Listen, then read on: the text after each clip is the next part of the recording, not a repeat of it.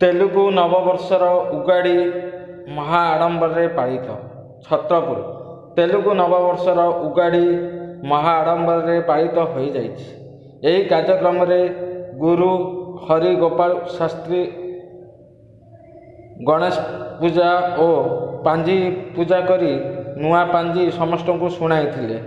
ललित सहस्रनाम श्लोक भजन महिला मंडली द्वारा अनुष्ठित होता।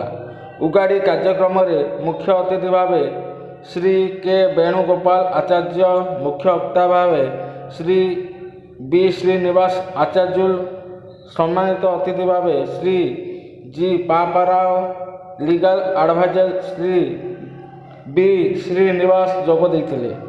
अतिथि माने तेलुगु नववर्ष और उगाड़ी विषय किछि किछि वक्तृता देते। परे परे सांस्कृतिक कार्यक्रम अनुष्ठित होता। ब्यूरो रिपोर्ट, पर्यटन न्यूज लाइव।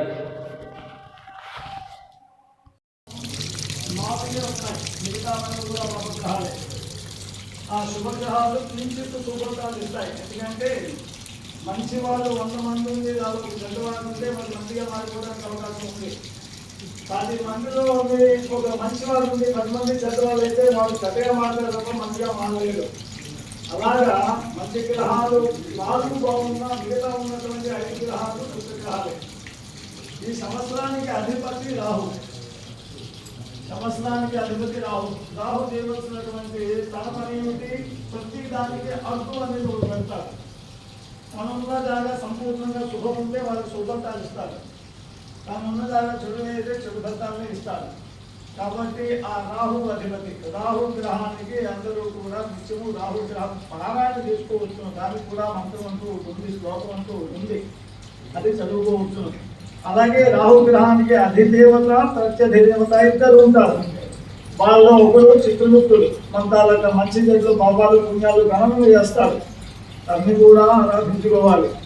అలాగే ఒక దేవత బ్రహ్మదేవుడు, తను కూడా మన కపాల గీతాన్ని రాస్తాడు. తనకు కూడా ఆరాధించుకుంటే మనకు ఉన్నటువంటి ఇబ్బందులు ఏవైతే కష్టాలు ఉన్నాయో అవి కొంతవరకు నయమై మనం చేసే కార్యక్రమానికి ముందుకు వెళ్ళి జయాన్ని పొందగలుగుతాం. అలా అని చెప్పేసి భయపడవలసినట్టు ఏమీ లేదు. ఇంకా అనేది ఉపనాయకులు 21 మంది. ఉపనాయకులు 21 మందిలోని 17 మంది బాగున్నారమ్మా. 14 మంది నుంచి 17 మంది బాగున్నారమ్మా. దాని వలన మనకి వాణిజ్య పరంగా కానివ్వండి, వ్యాపార పరంగా కానివ్వండి, గ్రామ రక్షణ పరంగా కానివ్వండి, దేశ రక్షణ పరంగా కానివ్వండి, ఏ వైపుల్లో నుంచి చూసుకున్నా కూడా మనకి శ్రేయస్సే కలుగుతుంది. అయినప్పటికీ మిగతా ఉన్నటువంటి ఆ 4-7 ఉపనాయకుల వలన మనకి కొన్ని కష్టాలు వస్తాయి.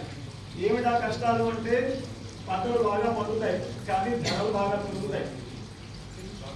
మనం ఇంట్లో అంతా క్షేమంగా ఉంటాం, బయటికి వెళ్తే 10 మంది మనకు గొడవలతో వస్తారు. దేశారిష్టం జరిగే అవకాశాలు కూడా ఉన్నాయి. దేశారిష్టం అంటే దేశం నాశనం అయిపోదు, దేశంలో కొన్ని భాగాలకి ఇబ్బంది కలిగే అవకాశం ఉన్నది.